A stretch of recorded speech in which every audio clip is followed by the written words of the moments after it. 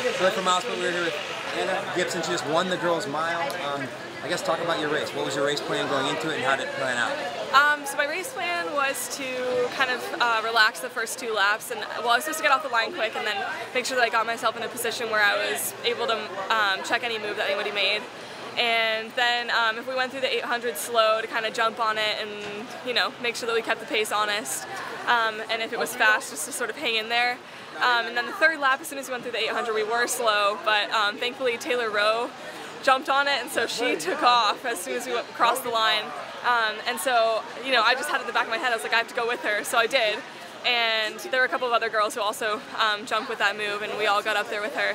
And then basically just to close as hard as I possibly could and go for the win if I could. So. Are you normally someone that has a big kick at the end and you can do that? You know, you were sitting back, Annie Hill was kind of maybe some deja vu for me from last year where she won. I guess, you know, what was going through your head? Saucier than sauce. I mean, I've never really had a huge kick, but I knew that if I sort of hung in there long enough that I could do it. You know, my coach has been telling me all season, like, you can, you can, you can. So I just had that going through my head that, like, you know, if I wanted it bad enough, I could do it, and she came back, so it worked out. Awesome. So I think, you know, you're still very good. You're in 4:43, but there were a couple girls that had 4:41 PRs. Not that a PR means everything in the race, but it makes them a little bit a heavy favorite.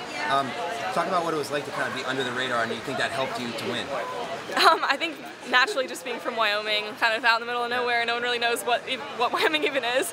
So yeah, but honestly, like, I kind of like being the underdog. I think, as you were saying before, that like it just makes so people aren't so worried about what you're doing, and like you can kind of, like, the race isn't about you. You know, there's not too much pressure. There's not like a bunch of expectation that you're going to be the one that goes out off the front and like sets the pace. Yeah. So you can kind of just like sit there and hang in there and do you. You know, you do your race. Perfect. Yeah. That's exactly what you're talking about. I guess talk about what it means to end your senior season at Brooks PR, the biggest meet of the year. I mean, just super excited. I was really pumped just to get the invite to come here. You know, I just barely missed getting the golden ticket at Mount Sac earlier this year.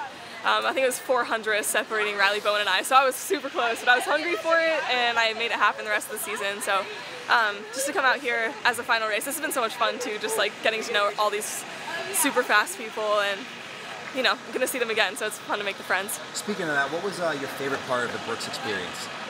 Ooh. Shoes! Definitely the race.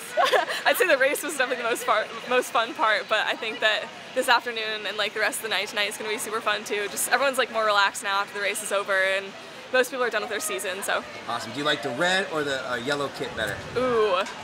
I mean, I'm partial to the red because I'm wearing it, but I would say the yellow. I like the yellow and blue one. Awesome, awesome. All right, anything else you think we can get here? Let's see.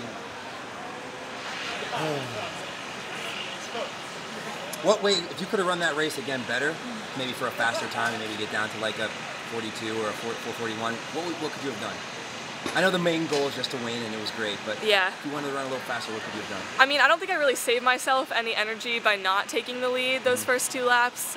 Lexi Halliday and I were just right next to each other, and we were just like shoulder to shoulder the entire first 2 laps, and so, you know, honestly, I don't think that really saved me anything, because it was basically like being in the front, so I should have just gone for it and pushed the pace a little bit more, because I think, you know, not that I had more left at the end, but I think like everyone else would have been suffering as much as I was, so I think that if we had just run a little bit faster those first 2 laps, then we could have gotten like the fast time along with, hopefully I could have still gotten the win, but. Awesome. Initial when you crossed the line, what's going through your head? I don't know, just super excited, like sheer excitement, I guess. Did it hit you right away, or? I think it's still kind of hitting me, but I definitely, like, I crossed the line and I thought, like, wow, what, like, that just happened? Kind of disbelief, but just super pumped to end the senior season and just, like, high school career like this. Awesome. Anna, thank you so much. Yeah, thank you. Thanks.